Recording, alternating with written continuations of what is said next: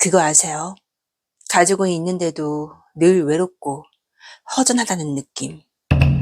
그래서 저는 늘 새로운 사람을 만나며 살아왔는지도 모르겠습니다. 오늘의 이야기 시작합니다. 오빠들 끝까지 함께 해주세요. 저는 지금 49, 40대 후반을 지나고 있는 남자입니다. 아내는 학교에서 아이들을 가르치는 교사고 딸 하나와 함께 교회도 빠짐없이 다니는 반듯한 가정이죠.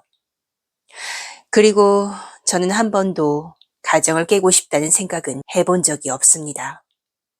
그런데 단란한 가정을 이루고 있으면서도 제 가슴속 깊은 곳에는 늘 허전함이 남아 있었어요. 늘 외롭고 늘 공허하고 아무리 채워도 채워지지 않는 그런 감정. 이런 거 아십니까?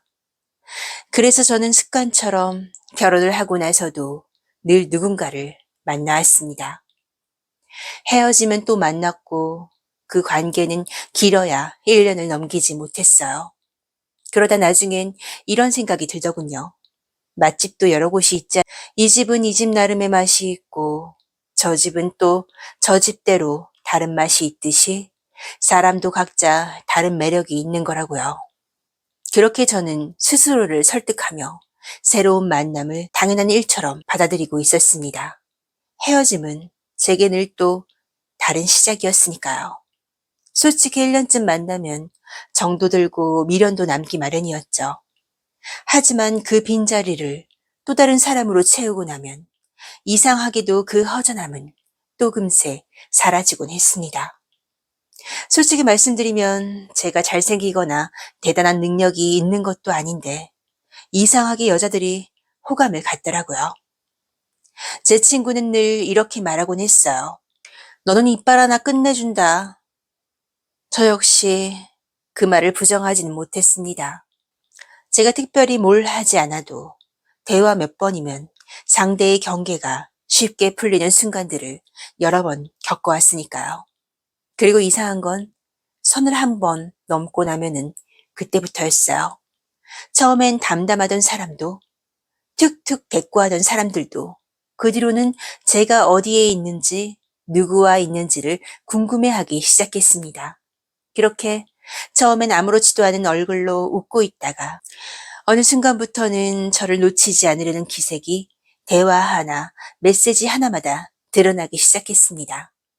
그럴 때마다 저는 알 수 있었어요. 아, 또 이 패턴이 시작됐구나 하고요. 그날도 그저 사람 한번 만난다는 마음으로 아무 생각 없이 나갔던 자리였어요. 그 사람은 지인을 통해 알게 된 사람이었고 가볍게 얼굴이나 보자는 정도의 만남이었습니다. 그런데 이 여자는 조금 다르더군요. 외모가 유난히 뛰어난 것도 아니었는데 이상하게 눈길이 가는 매력이 있는 사람이었어요. 제게 관심이 있는 것 같으면서도 또 아닌 것 같기도 하고 여지껏 만났던 여자들과는 느낌이 확실히 달랐습니다. 그래서인지 이상하게 더 신경이 쓰였고 더 알고 싶어지더군요. 뭔가 쉬운 것 같으면서도 쉽지 않은 사람? 그런 표현이 어울릴 것 같았습니다. 제가 관심을 보일수록 그 여유가 더 눈에 들어왔으니까요. 연락도 늘 그런 식이었어요.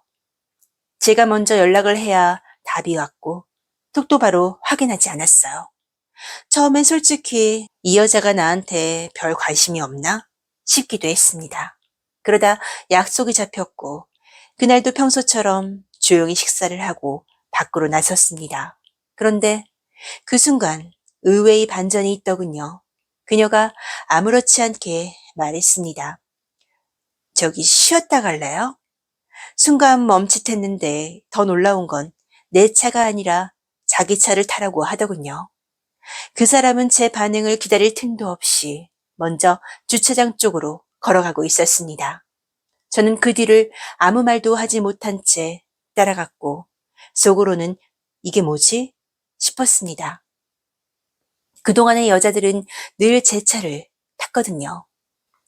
그러더니 아까 오면서 봐뒀다면서 쉬었다 갈 만한 곳이 있다며 자연스럽게 운전대를 잡았습니다.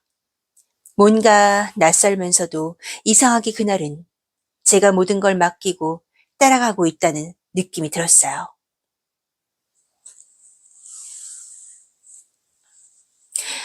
그날은 방향도 속도도 전부 그 사람이 정하고 있었습니다. 그런데 차에서 내리는데 그 사람이 트렁크에서 쇼핑백 하나를 조용히 꺼내 들더군요. 그때까지만 해도 그게 그런 용도일 거라고는 전혀 생각하지 못했습니다. 잠시 뒤 둘만 있는 공간에 들어서는 순간 그 사람은 그 쇼핑백을 들고 혼자 안쪽으로 들어갔고 저는 그대로 기다리고 있었습니다. 그리고 잠시 후 내가 전혀 상상하지 못한 옷을 입고 그 사람이 다시 나왔어요. 그 순간 저는 입이 벌어져 한동안 다물어지지가 않았습니다. 그녀는 말하더군요. 놀랐어요? 여기까지 와서 내숭 떨면 뭐래요? 어때요? 마음에 들어요? 정말이지. 이런 반전은 상상도 못했습니다. 모든 게 너무나 새로웠어요. 눈빛부터가 달랐고 말투 하나, 움직임 하나까지도 전부 다 도발적이었습니다. 저는 그저 그 사람의 흐름에 몸을 맡긴 채 그 안에서 그대로 끌려가고 있었습니다. 지금까지는 늘 제가 주도하던 쪽이었는데 그날만큼은 완전히 반대였어요. 그리고 그게 제가 지금까지 겪어온 어떤 만남보다도 훨씬 더 강하게 각인되어 버렸습니다. 나는 원래 누군가에게 집착하는 성격도 아니었고 새로운 사람을 만나도 늘 오래 가지 않았는데 이번은 달랐어요. 그렇게 다음 날이 되었습니다. 저는 당연히 우리 사이가 더 가까워졌고 이제는 그 사람이 저를 더 찾게 될 거라고 확신하고 있었어요. 늘 그래왔으니까요. 그런데 말이죠. 그리고 며칠이 지나도 그 사람에게서는 아무 연락이 오지 않았습니다. 처음엔 괜히 제가 먼저 다가가는 꼴이 되는 게 싫어서 억지로 버텨보기도 했습니다. 그런데 시간이 갈수록 불안함이 먼저 올라오더군요. 괜히 휴대폰만 만지작거리게 되고 진동소리 하나에도 괜히 심장이 먼저 뛰었습니다. 결국 저는 참지 못하고 먼저 연락을 하고 말았어요. 잘 지내세요?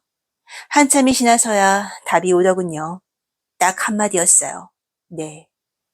그 한 글자가 이상하게 더 사람을 미치게 하더군요. 그날 이후로 저는 그녀를 기다리는 사람이 되어버렸습니다. 처음엔 그게 영 불편하고 자존심도 상했어요. 그런데 조금 지나고 나니까 그 수동적인 위치가 나쁘게만 느껴지지 않더군요. 참 사람은 적응의 동물이라던데 이것도 적응이 되더군요. 뭐 아직까지는 좋은 것 같아요. 솔직히 말이죠. 언제까지 이 관계가 갈지는 저도 잘 모르겠습니다. 어쩌면 내일 끝날 수도 있고 어쩌면 생각보다 길어질 수도 있겠죠. 하지만 말이에요.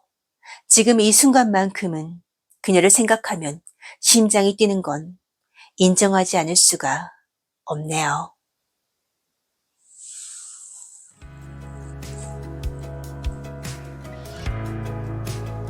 묵묵히 응원해주시는 착한 오빠, 멋진 오빠, 끝내주는 오빠, 그리고 우리 오빠들. 오늘도 끝까지 함께 해주셔서 정말 감사드려요. 구독과 좋아요도 잊지 마세요.